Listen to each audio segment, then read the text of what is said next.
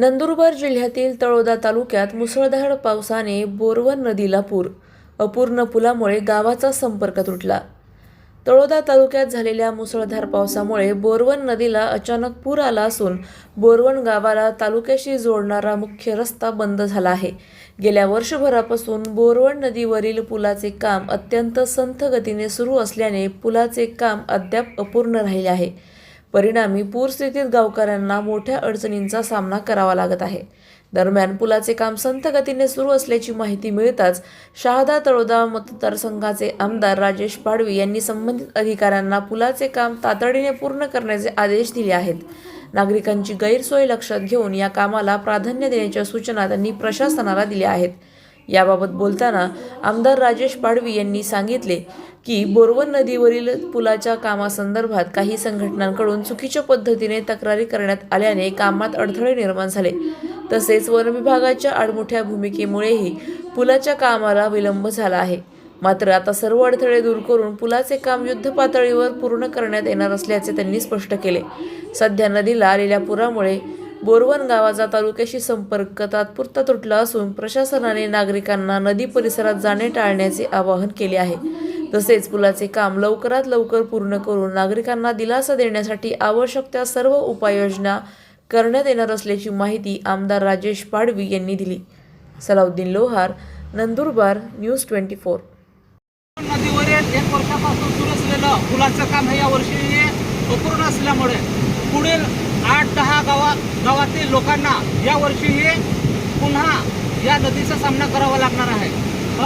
या ठिकाणी नदीला पूर आलेला आहे आणि अपूर्ण स्थितीत पुलाचं काम आहे. नमस्कार, मी आमदार राजेश पाडवी, शहादा तळोदा विधानसभा. बोरवन तालुका तळोदा या ठिकाणी नदीवर पुलाचे काम सुरू आहे. गेल्या 70 वर्षात ते पूल कधी झालं नाही. माझ्या प्रयत्नातून ते पूल मुख्यमंत्री सडक योजनेतून होतं आहे. गेल्या वर्षभरापासून काम आहे, चालू आहे. परंतु त्याच्यामध्ये ते फॉरेस्टच्या हद्दीत असल्या कारणाने फॉरेस्टने बऱ्याच अडचणी त्या ठिकाणी आणल्या. त्या आम्ही कशा तरी सोडवल्या आणि कामाला सुरुवात केली. तरी देखील अजून फॉरेस्टकडून अडथळे येत आहेत. तरी देखील आम्ही काम सुरू ठेवलं आहे, कारण त्या गावाचा संपर्क तुटतो, पलीकडच्या पाण्याचा देखील संपर्क तुटतो. म्हणून आम्ही ते काम सुरू ठेवलेलं आहे.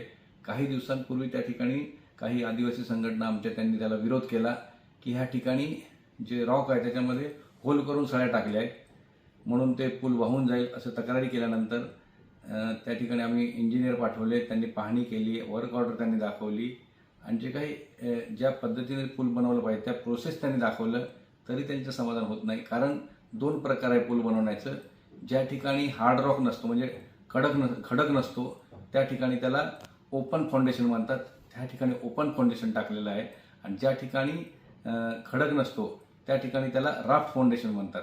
पण ह्या ठिकाणी रॉक असल्या कारणाने, एक खडक चांगला असल्या कारणाने त्या ठिकाणी ओपन फाउंडेशन आहे. परंतु त्या लोकांचं म्हणणं असं होतं की त्या दगडामध्ये होल करून सळ्या घातल्या आहेत, ते पूल वाहून जाईल. तसं नाही, तर नियमानुसार ते केलेलं आहे. म्हणून ते काही 1-2 महिने त्याच्यामुळे त्या संघटनांच्या तक्रारीमुळे काम थांबलं होतं. तरी देखील आम्ही सुरू ठेवलेलं आहे आणि त्याचं पूर्ण फाउंडेशन झालेलं आहे. वरच्या स्लॅबचं काम बाकी आहे, ते लवकरच होईल. महिन्याभरामध्ये ते पूल सुरू होईल. आज अचानक त्या ठिकाणी डोंगरात पाऊस पडल्याने, तिथून पाऊस जोरात वरती पडल्याने त्या नदीला पूल आला आहे. स्थानिक ठिकाणी पाऊस नाही आहे, वरून पूर आला आहे. तर पाणी निवडल्यानंतर वरचं काम आहे ते होईल आणि लवकरच आम्ही महिन्याभरात हे पुलाला सुरुवात करू. धन्यवाद. अशाच घडामोडींचा आढावा घेण्यासाठी आजच आपल्या YouTube चॅनलला सबस्क्राईब करा.